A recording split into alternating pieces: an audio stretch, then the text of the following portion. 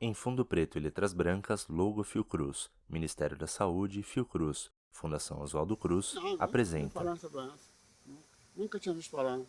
Para mim foi uma surpresa quando a doutora, na época, a doutora falou comigo que era paracoco. Eu até brinquei com você, mas será que eu comi tanto coco para ter paracoco? Que negócio é esse? Sobre fundo de terra vermelha e fofa, com centenas de pequenos buracos vista do alto, em letras brancas, Paracoco, endemia brasileira. Um homem de bermuda e camisa azul mexe na terra. Na roça, a primeira coisa que a roça pensa é assim: isso é câncer, não tem jeito. Uma experiência um pouco árdua, difícil, não é fácil, né? É um período que eu passei de quase 4 anos, né? Lutando com essa doença, então a gente conseguiu chegar onde eu cheguei hoje. Hoje eu praticamente limpo, né? Hoje eu tô mais bonitinho, né? Mapa da América do Sul. É destacado em cores quentes do Brasil e contornado com linha branca o estado do Rio de Janeiro. É dia. Em paisagem urbana, à esquerda, a edificação da Fiocruz, à direita, a avenida e o texto em letras brancas. Rio de Janeiro. Antônio Francisco Pérez do Vale, pesquisador IPEC Fiocruz. Paracoccioide micose, também chamada de paracoco, é uma doença sistêmica, isto é, qualquer órgão ou sistema do organismo pode ser atingido. Ela é causada por um fungo que vive no solo chamado Paracoccioides brasiliensis. Ela é restrita à América Latina, ou seja, vai do México até a Argentina e o Brasil responde por 80% dos casos. Tem grande importância essa doença, porque essa doença ela pode evoluir para óbito e pode deixar sequelas não só funcionais como estéticas. Bom, eu senti que eu estava trabalhando na lavoura, marcando tomate, aí eu comecei a passar mal, fiquei 3 dias internada. Aí a doutora me deu a alta para não poder morrer em casa, porque disse que pancreatite não tem cura. Aí fui para casa, passando muito mal, aí fui na médica, a doutora achava que eu estava com HIV, porque os sintomas são o mesmo, perdi muito quilo. Aí fui para Vassouras, fazer um exame lá e começou a aparecer uns nódulos no meu pescoço. Aí depois começaram muito ferida no meu corpo, na cabeça, no olho. Aí depois comecei a tomar o itraconazol, as feridas já foram cicatrizando, os nódulos foram sumindo. Dalva de Oliveira. Aí eu fui começando a engordar um pouquinho, trabalhava debaixo de sol, debaixo de chuva, aí passava remédio no tomate, isso eu já não posso fazer mais. E também para mim foi bom que agora eu fui curtindo meus netinhos. Bodowank, pesquisador IPEC Fiocruz. O homem adquire a infecção ao trabalhar a terra, porque ele revolve a terra, gera poeira e inalando, respirando essa poeira, o fungo está no meio disso, ele atinge o pulmão, né? E a partir dos pulmões pode atingir vários outros locais do corpo. Não se conhece transmissão entre humanos, a doença não pega de uma pessoa para outra, e nem de pessoa para animal, nem de animal eventualmente infectado atinge humanos. Trabalho auxiliar de serviços gerais, ou melhor dizendo, plantação de eucalipto, serviço agricultura, no mato. Fábio. Primeiro prepara o terreno, limpa, capina, roça, taca fogo, depois o corte, quando eles já estão numa fase adulta. Começou, que eu estava dizendo, com uma dor na barriga, um carocinho bobo que me deu aqui por baixo do queixo, que é uma dorzinha. Aí parei um dia, porque eu fui até o médico, aí fazendo os exames aqui, que eu descobri o que era essa doença, a paracoco. Essa doença tem basicamente duas formas. A paracoccidioidomicose tipo adulto e a paracoccidioidomicose tipo juvenil. A paracoccidioidomicose tipo adulto, ela acomete principalmente homens em idade produtiva. E a juvenil, crianças e adultos jovens. Mas ela vai até mais ou menos 10% do caso. 90% dos casos são do tipo adulto. Cheguei a trabalhar com lavoura. Leon. Uma vez. Só que eu pego de tudo, não tem trabalho fixo. Se aparecer esse tipo bico, eu faço. Pego praticamente tudo. Começou a sair tipo uns nódulos no corpo, pescoço, axila, virilha. Aí foi brotando do nada. Aí eu fui no médico pra ver, né? Aí me encaminharam lá pra baixo pro Fiocruz. Aí lá que fizeram o biópsia lá e deu que era paracoco, o nome da doença. Então é uma doença muito longa, é uma doença incapacitante, sequelante, que nós temos que ter pessoal treinado, uma equipe treinada, uma unidade assistencial responsabilizada pela sua assistência. Temos que ter os recursos diagnósticos. Ora, nós podemos ter sorologia disponível em todo o Brasil, em todas as unidades que se fizerem necessárias, como também um exame histopatológico, pessoal preparado para fazer, pessoal de laboratório treinado para fazer um exame micológico. A coleta pode ser simples, a leitura pode ser simples, mas precisa ter um treinamento para que isso possa ser feito. Mãos com luvas brancas de látex seguram vidro chato e circular com pontos claros em fundo marrom. Lâminas de microscópio com pontos circulares. É muito fácil encontrar no escarro ou na ferida de uma pessoa esse fungo que causa essa doença. Então, o diagnóstico, na grande maioria das vezes, não é um problema grande, mas apenas tem que se conhecer e saber fazer um exame muito simples. Plantar lavoura, né? Plantar lavoura de milho, arroz, feijão, abóbora, essas coisas. Criar porco, criar galinhas, sabe? Eu comecei a sentir problema nas gargantas. Começou a ferir tudo, dar muita febre. E aquilo foi ficando. O médico cismou que era tuberculose. Passou remédio para tuberculose. Depois ele mesmo cismou que era câncer. Passou remédio para câncer. Conseguiu uma biópsia que deu. Doença de capim, paracoga, esse negócio. Falta de ar e muita dor por dentro. Porque quando começa aquela falta de ar, dá aquela dor por dentro. Assim, nas costas, nos peitos, para todo lado. Aí tem que pegar muita nebulização, remédio, vai tomando. Aí vai, daí um pouco, aí vai controlando. Mas só não aguenta fazer. Tem dia que não aguenta andar, não aguenta fazer nem um café para beber. A doença foi descrita pela primeira vez em 1908. Até 1940, a doença era inexoravelmente fatal, dependendo do órgão atingido e da resistência orgânica do indivíduo. Mapa da América do Sul. É destacado em cores quentes o Brasil, contornado com linha branca o estado do Rio de Janeiro. É dia, vale com muitas casas. No rodapé à direita em letras brancas, Pátido Alferes. Epidemiologista SMS, Pátido Alferes RJ.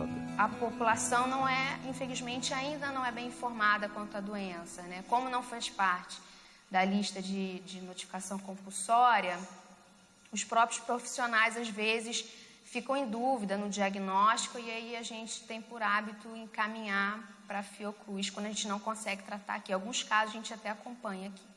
Mapa da América do Sul. É destacado em cores quentes o Brasil e contornado com linha branca o estado de São Paulo. Igreja com 2 altas torres.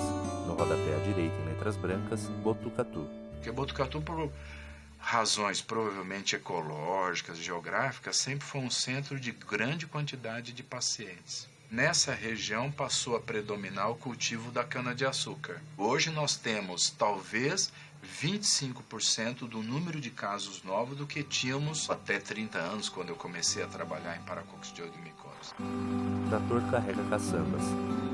Caminhão se aproxima. Outro trator passa, com implemento que revira a terra e o capim seco. É visto de trás, levanta bastante poeira. Caçambas com cana colhida. Complexo industrial visto através de cercas de metal. Paracoccidioide micose para o paciente recebe o nome popular de micose do capim, porque eles acreditam que é o hábito de ficar mastigando o capim ou utilizando gravetos para palitar os dentes que poderia ser a fonte do contágio. E isso prosperou ou foi algo que até em livro-textos antigos davam força a essa ideia. Hoje, claro, sabemos que não é por aí. Se ele tem uma lesão na boca ou uma lesão na pele, essas lesões respondem rápido ao tratamento. 1 mês e meio cicatrizam e ele pensa que está curado.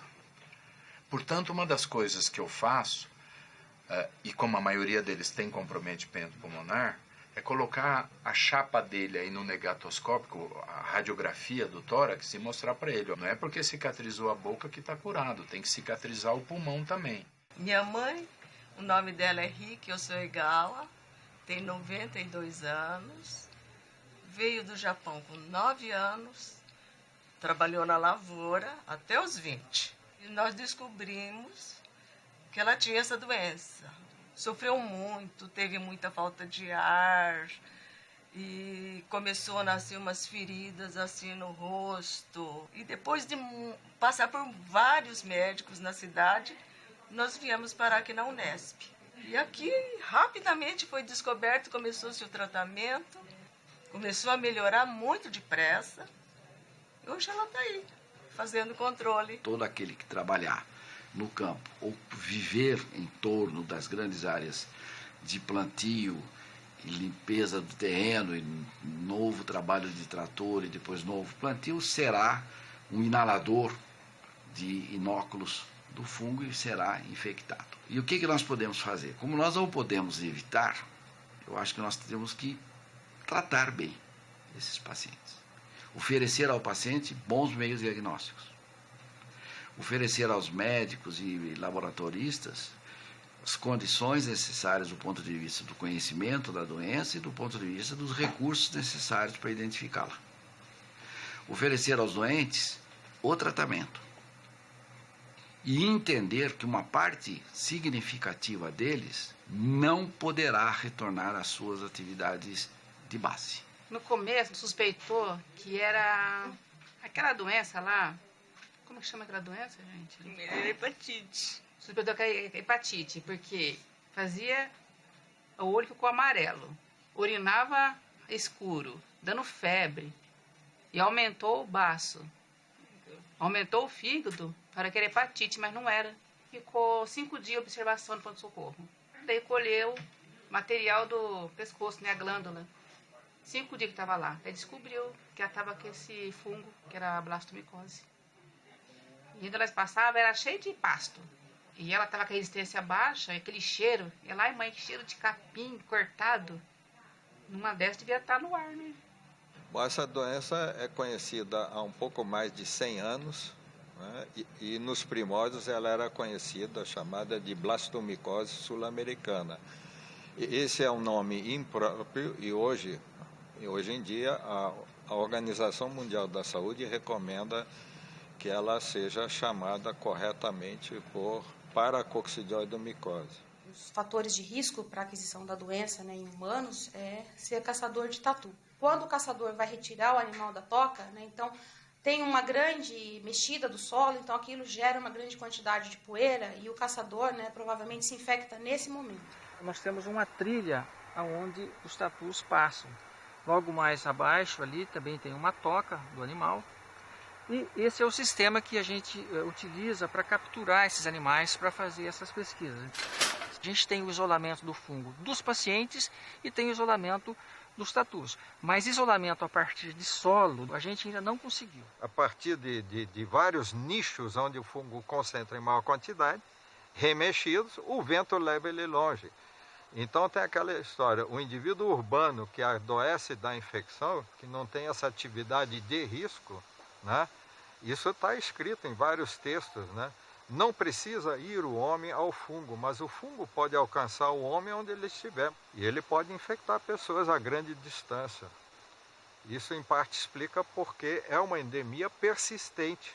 Depois eu comecei a trabalhar aqui, aos tempos, fui sentindo um coceirinho, não sei o que lá, e surgiu uma mordida de um gato no pé e aí estourou essa doença aí que apareceu ela.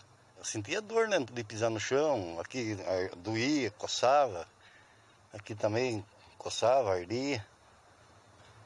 Aí eu fiquei internado que foram fazendo os exames, tudo certinho, deu isso aí, a doença rapacu. Mapa da América do Sul. É destacado em cores quentes o Brasil e contornado com linha branca o estado do Paraná. Ao fundo, a estrutura de metal branco e vidro do Jardim Botânico de Curitiba. No rodapé à direita, em letras brancas, Curitiba. Michele, secretário estadual de Saúde, Paraná. O Paraná foi pioneiro, elaborando todo um protocolo de enfrentamento, de organização dessa atenção em 2002. Mas, no nosso modo de entender, nos anos subsequentes, não houve uma consolidação desse enfrentamento. Nos últimos 2 anos, ela apresentou uma diminuição, só que isso precisa ser melhor investigado. Ou por substituição das práticas agrícolas, ou então se é uma subnotificação. Importante que todos os estados se unam ao próprio Ministério da Saúde para que a gente tome ações efetivas de enfrentamento em caráter nacional. A gente tem, comparando, a gente tem muito pouco paciente portador de paracoccidioidomicose, porém é uma doença que está em 8º lugar em termos de mortalidade, por doenças crônicas. Os pacientes portadores tenham acesso a diagnóstico, ao tratamento, à atenção que tem outras doenças, entendeu? Porque ela realmente é importante. É uma micose brasileira, então eu acho que ela tem que ser vista dessa forma. A capital do Piauí é a única que não se localiza no litoral e, por isso, há um acesso relativamente fácil das populações do interior do país. Então, apesar da gente não ter casos autóctones, a gente tem internado ao longo dos últimos 20 anos muitos pacientes com paracoccidioidomicose. A paracoxe, ou a paracoco, ou a PCM, né, como ela é conhecida, ou a PB-micose, são os nomes mais utilizados atualmente no Brasil. É uma doença centenária, descoberta em São Paulo pelo Dr. Adolfo Lutz, e a principal micose sistêmica endêmica no Brasil e na América do Sul. Estima-se que haja aproximadamente 4 milhões de indivíduos infectados, e a gente não sabe bem quantos desses adoecem. Ela é uma doença que, sem tratamento, a evolução natural dela é para óbito. E ao contrário, se você diagnostica precocemente e trata adequadamente, você salva o paciente. Dor eu não sentia, eu comecei só a emagrecer. Eu tinha tosse porque eu fumava. Essa doença diz que eu já peguei, assim, bem pequena, sabe? Na infância eu peguei. E só foi agora se manifestar agora na menopausa. Comecei a tomar o remédio, daí achei que tinha que parar de fumar também para ajudar. Daí já parei de fumar e, graças a Deus, eu estou bem. O Paraná foi a última fronteira agrícola da região sul, na década de 50. Havia uma intensa atividade agrícola, com o deflorestamento do estado, corte da mata dos pinhais e substituição por lavouras, principalmente do café. A cultura do café foi importante na transmissão da paracoccidioidomicose, assim como outras lavouras, algodão, milho, fumo. Mas muitas dessas culturas hoje estão mecanizadas. Enviado pelo posto de saúde, né? E do dentista que fizeram essa biópsia, daí eu cheguei aqui que por intermédio dos exames que descobri. Falou que é um fungo, que é vindo da lavoura, né? Que vem do capim, vem não sei lá da onde, né? E que ele pode atacar principalmente os pulmões, né? Mas eu trabalhei esses últimos 20 anos com construção civil, né? Nós trabalhei na lavoura quase 50 anos, né? A gente fazia fumo até para vender, né? E daí aproveitava o embalo e fumava também, né? Fazer para vender e não fumar também. É uma porcaria que vicia e para sair daí não é fácil.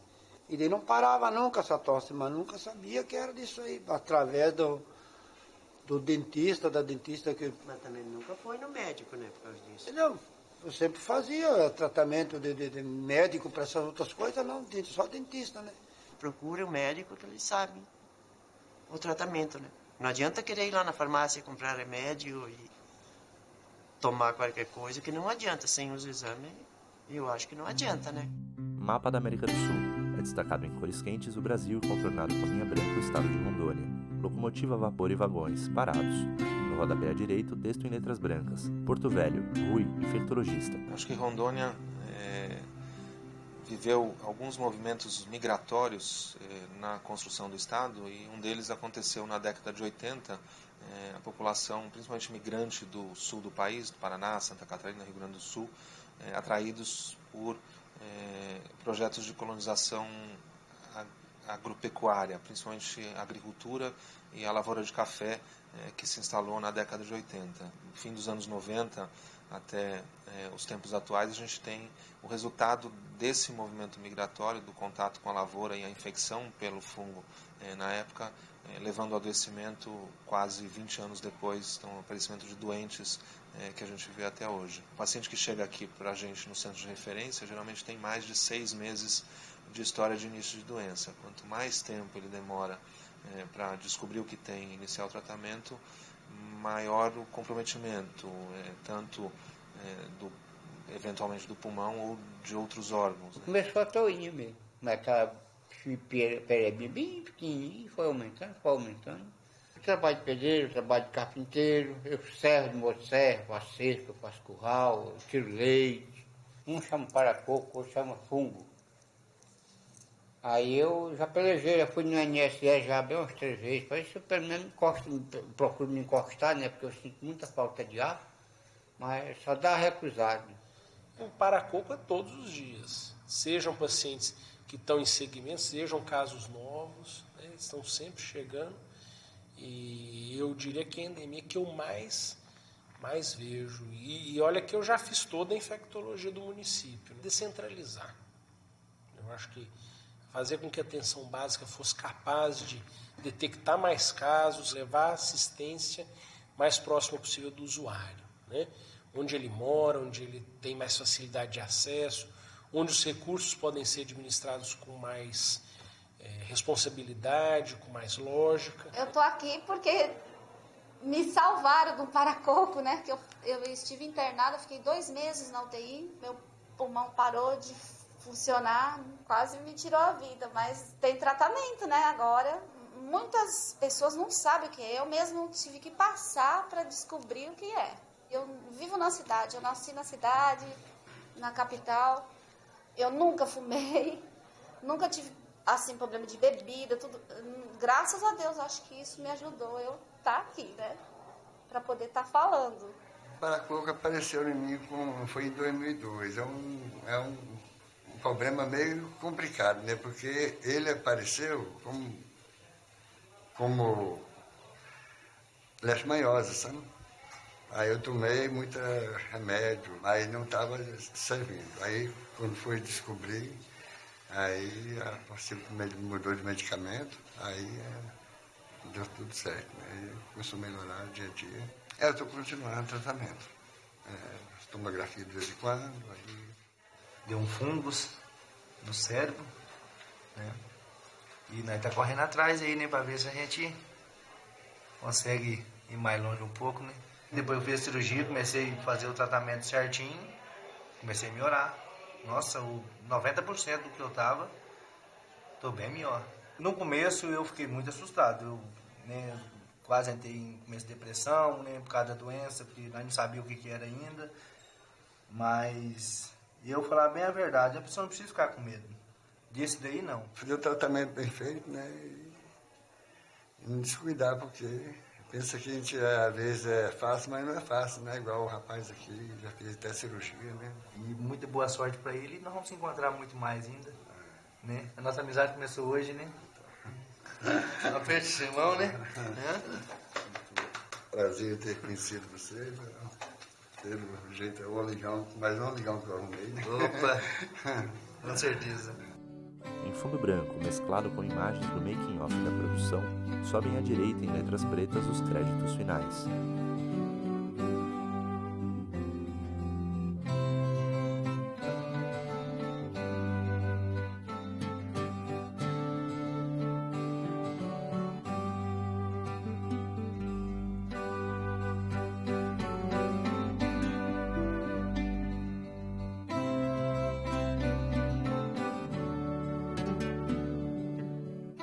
Projeto financiado pelo edital 2011 da Coordenadoria de Cooperação Social, Presidência, Fundação Oswaldo Cruz. Realização: Logo ICICT, Logo IPEC, Logo ENSP. Produção e distribuição: Logo Vídeo Saúde 25 anos. Logo SUS, Governo Federal, Brasil, País Rico é País Sem Pobreza, 2013.